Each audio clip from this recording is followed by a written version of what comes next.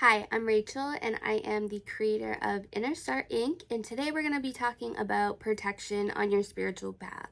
So basically, when we start our spirituality, we start working with different entities and we are opening ourselves up to different dimensions and all kinds of things. We need to be protected. And one thing that I learned along my practice is that you need to layer your protection. So we're going to talk about all of those things right now. Protection magic is literally essential. It is something that you absolutely have to do. I always encourage beginner witches to start with protection, however you would like to go about doing that, but make sure that you are protecting your home, protecting yourself.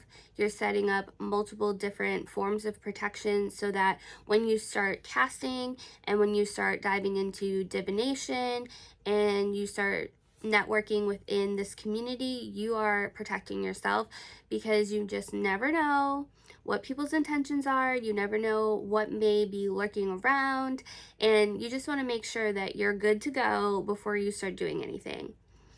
My very first recommendation for protection is to do some sort of perimeter protection. So you could make black salt, put that at your doors, put that on your windowsills, and make sure that any entrances are protected from keeping anything that you don't want to come in out. The next thing I would say is putting up some sort of wards. You can make jars, energetic wards. You can make different types of bags like with herbs and stuff, however you want to do it. You can even use objects as wards if you would like. You can use plants. There's a bunch of different options, but look into wards and see what resonates with you and what you would like to do in your practice and put those up around your house.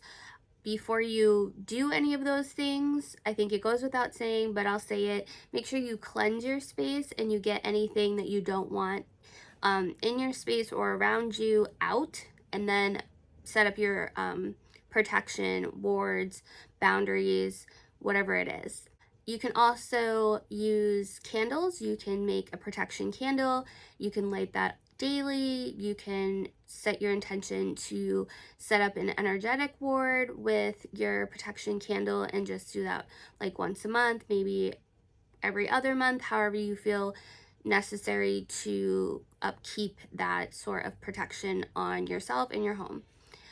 You also are going to want to make sure that you're layering your protection. So even if you have black salt and you have maybe a ward that is in the form of a plant, you do an energetic protection on your house and yourself, you still want to continue to upkeep that protection and make sure that you are constantly feeding it energy so that it doesn't wear off and then things come in or people start to tap into your energy without your consent, things like that. I also recommend that you enchant some sort of jewelry or your makeup or something that you have with you at all times. You could even enchant your headband or your hair tie or something like that that you constantly wear. If there's like a bracelet or a ring or something that you always wear, put some protection magic on that so that when you're out and about, you are still protected. Veiling is also a great way to protect your crown chakra.